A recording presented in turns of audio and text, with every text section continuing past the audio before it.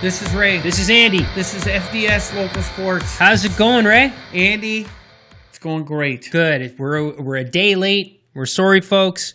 Ray was in Buffalo watching the Bills play the Patriots. If you follow the NFL, you know what happened, so we won't get into it. But if you are watching us on YouTube, please subscribe down below. It would help us out a lot.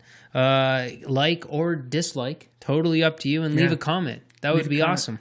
Yeah, the comments and subscriptions, guys, it would really help us out. Please, down below. Yeah. Andy, you want to talk some local sports? Let's do it. Let's roll through this because people have been waiting for this to come out. I've been getting messages. Let's try to get it to them as quick as possible tonight. Let's go. Here we go. KB was in town taking on Odyssey this week, Andy. Yep. What a game this was between these two teams. Gabriel Gagne for Odyssey rushed the ball in from 7 yards out for a touchdown. Caleb Fogarty also had a rushing touchdown. Dominic LeBlanc also had 2 picks in this game. This was a very hard-fought game. Odyssey came out and won this game 24-21, Andy. Woo. But I have to give the player of the game to this player, Brandon Melanson, who's the kicker for Odyssey. He had 2 converts, 3 field goals, and capped the game off with a rouge. There you go. That's Odyssey, automatically KV 24-21. Player of the game. What do you got next? Next, sticking with me, I guess so. Keep it going. Always, keep it going. We've got the Casters.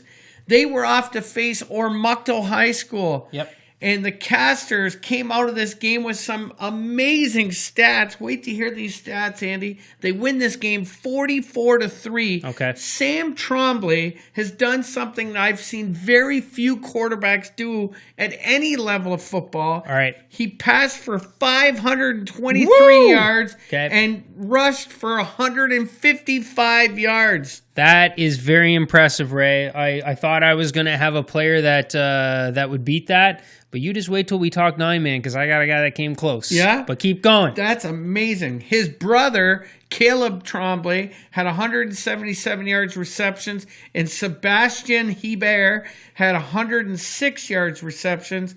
There was a rookie in this game, or a rookie player in this game. Defensive lineman. Yeah, defensive lineman. Yeah, Nico Simmons.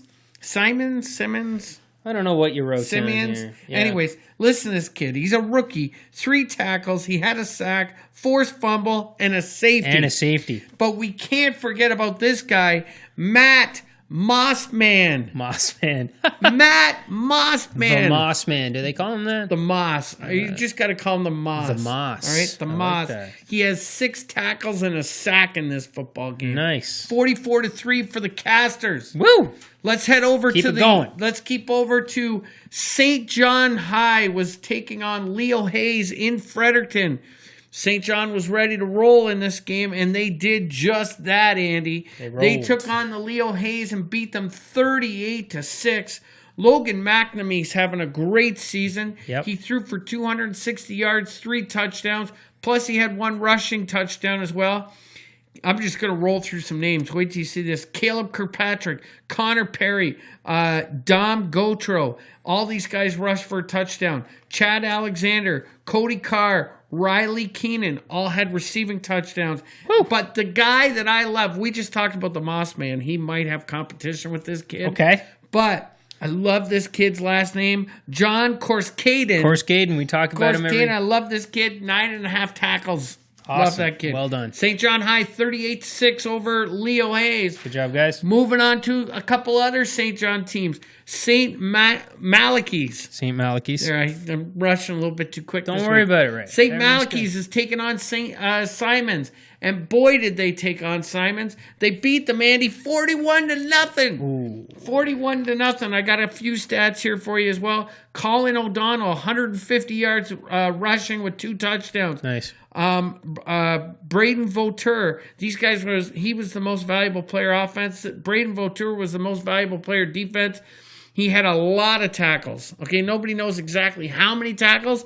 All I've been told is he had a lot of tackles. When you lose count, I mean, you've had a lot of tackles. Yeah. He had a pick 6 and he had a block punt to go along with that. Whoa! Matt Morton had 2 rushing touchdowns, plus he passed for a touchdown. And this kid here, Hussein Alali. Yeah, that looks right. Hussein Alali. Yeah. He goes 6 for 7 on converts, and he had a big day booming the ball all day on the field. Nice. So there's St. Max over Simons 41-0. Okay. I've got just a few other scores to talk about. We got Bernice McNaughton. They took on Matthew Martin. They won that game 25-6. Moncton High took on Fredericton. They won 28-11. Harrison Tremble was at home against St. Stephen. 36-0 over St. Stephen. Gee. We got to get St. Stephen on the board rolling again. And in a big game, Andy, Riverview High was down taking on the Tantramar Titans. And Tantramar comes out on top of that game 15-3. Oh, that was a low-scoring game. Low-scoring game. Okay. What do you got in the 9-man? 9-man was pretty exciting, right? It was a big week for the 2 Miramichi teams, and I told the coaches, I was like, this is how we're going to find out if you guys can hang in this division. It didn't go their way this week, but they're not hanging their heads. They came out a little flat, but listen, we're going to be all right. Let's talk about the first game. Rothsay Redhawks visiting James M. Hill. Rothsay takes this game 28-6. Only Pistol Pete of our experts actually called Rothsay winning this one. So listen, the Tommies were getting some respect here, as they should.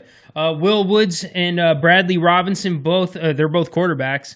They had nice games, and Will had the rushing. Sorry, Will is the one that had the rushing touchdown. Ty Manuel and Ethan Arbo ran the ball really well. Declan Doyle and Sean Donahue stood out on D. Coach Moore wanted to give a huge shout out to the entire team over in Rothsay, as they're a bunch of class act kids, basically. Good. Especially in when they had a bit of a route like that. And then Rothsay, listen, a couple of stats for them. Quinn LeBlanc, he had 2 touchdowns rushing. Ethan Finnegan had more than 100 yards passing and a rushing touchdown. Brady Corbett had 13 tackles, so he was tearing it up. Brad Gallant had 3 picks, and he dropped what I'm told would have been his 4th. So well done, Rothsay, on that win. The other game, Ray, I got some stats for you in this one. So Harborview Vikings visit the Hampton Huskies.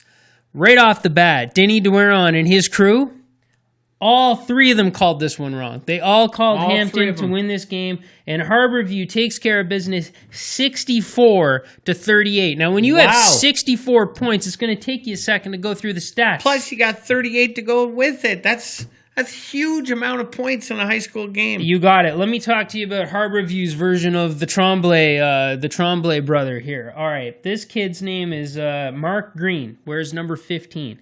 Ray had 440 yards in the air with 7 passing touchdowns. Wow, 7 passing touchdowns. And he ran for 59 yards and ran in 2 touchdowns as well. So, this guy had some Mountain Dews before the game.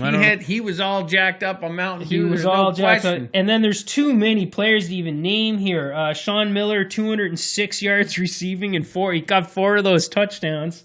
Ethan Crowley, 2 touchdowns. Mitch Gautreau had a touchdown. I got my phone open here because I want to give the defense some credit. Lucas McCollum, 9 tackles, 4 sacks. Jacob Logan, 3 tackles, 2 sacks. Sean Miller, who plays on the other side, he had 9 tackles and interception. Ryan Major, 12. There's too many guys. Josiah Cisco and Jack Fawcett. I don't know what else to say, guys, but great job on that one. I didn't get any stats from Hampton, though, they put up 38 points, so they put up a fight. Now, in the final game, my MVHS Palamu were facing us. The Sussex Sonics were in town. Probably the favorites in the division. They handled Miramichi 47-6. Wow. Coach told me the wheels fell off. The team came out flat, and they could not recover. Miramichi superstar Pierce Sweeney had the 1 touchdown on 55-yard screen pass from quarterback Alex Wickham. Will Falconer had an interception on defense. So the Miramichi teams didn't quite deliver this week, but they're capable of it. Their coaches know what to do. They're going to push these players' buttons and get things going. Tough week, gentlemen, but keep your head up. There you go. That's your 9-man league. Listen, I take 1 week away from high school and university football here in New Brunswick, and the high school leagues put up over 12,000 yards of offense. Yeah, it sounds I like, don't know Andy. what's going on, and somewhere around the 37,000 tackle mark. I have no idea. We're losing count. What this a point. weekend in high school football. Yeah. Let me just give everybody the month of September's over, the first half of the season. Let's just update everybody on standings. In Division A, we have Tantramar on the lead at 3-0, followed by St. John and Moncton High at 2-1. Riverview High and Leo Hayes are 1-2, and Fredericton's following up the chasing from behind at 0-3. Yep. In the other 12-man division, Andy, we have an East and we have a West. Let's start off with East. Odyssey's 4-0. Harrison Tremble's 3-1. Bernice McNaughton's 3-1. KB's 1-3, and Matthew Martin's 0-4. In the western side, you got Castor's 4-0. St. Max 3-1. Ormuckdale 1-3, St. Stephen 1-3, and Simons is 0-4. Got it. Over in the 9-man, Sussex, like you just said, they're the leaders of that division, 3-0. James M. Hill 2-2, Miramichi Valley 2-2, Rosses 2-1, Harborview's 1-3, and Hampton's 0-3. Coming down to the wire. Listen, October is going to be exciting. Yep. We're making the push for the playoffs here, Andy. And we got some teams in the 9-man division that still have to make up a game from Hurricane Week. They do. So we'll see. But listen, when you look at Division A, I mean, all these teams are still in it. Division in the other 12-man in the East, like, look, you got Odyssey, Harrison Tremble, Bernice McNaughton. They're all going to be pushing a lot of for the competitive lead. teams. Same within the West. You got some competitiveness going there. And what's going to happen in this 9-man? Who knows? Your Miramichi teams, they're going to be fighting for big playoff spots this year. It's Absolutely. I fantastic. think it's going to come down to that River Bowl, really. We'll see what happens. But when they play each other again, that's going to be a huge game. Yeah. And we may just be there. We'll see. Not only did we have 12,000 yards of passing and 36,000 tackles, Yeah. but Andy, What? Mount A has finally won a football game this season, 36-11 over St. X. Yeah, I didn't get to see it. I had stuff going on the weekend, so I had to give away my season tickets so somebody else could go to homecoming. But there was a quarterback change over to David Patry.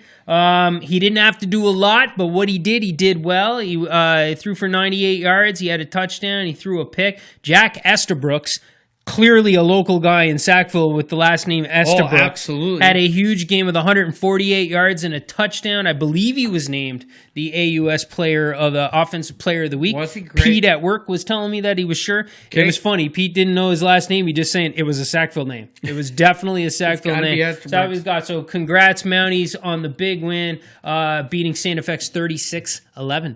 In your other game, you had Acadia down taking on Bishops.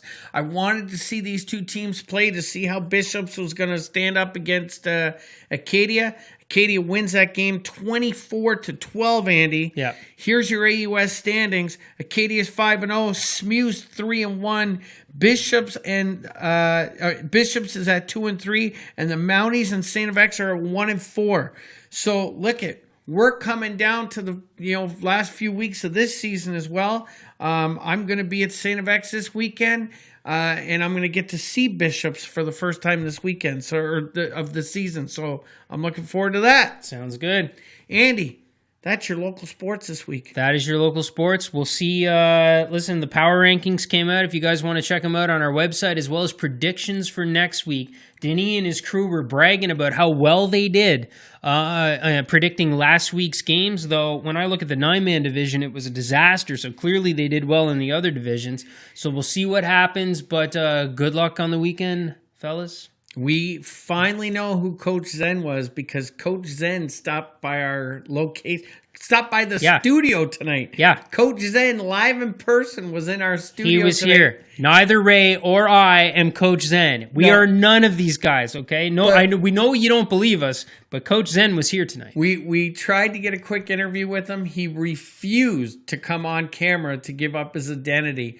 But Andy and I officially know who Coach Zen is. And honestly, I don't know if it's Mr. Freeze or Coach Zen, but knowing who he is, I gotta say he's Coach Zen. Yeah, he looks like Coach Zen to me. The only thing he was willing to disclose is that he took Miramichi Valley to win. Yeah. So he was a little disappointed, but I There you told him go. whatever.